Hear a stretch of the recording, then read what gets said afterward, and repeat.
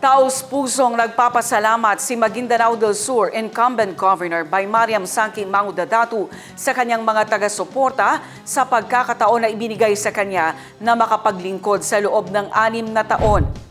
Sa Facebook post ng Agila ng Maguindanao, sinabi ng gobernador na isang mabigat na laban ang kanyang hinarap at sinikap niya anyang panindigan ito. Anya, hindi biro ang kanyang pinagdaanan sa nakalipas na mga taon. Marami anyang dapat baguhin sa probinsya at sinikap niya anya ito at unti-unting napaganda ang lalawigan ng Maguindanao del Sur. Umaasa si Governor Baymariam Sangking Mangudadatu na ipagpapatuloy ito ng mga susunod na lider.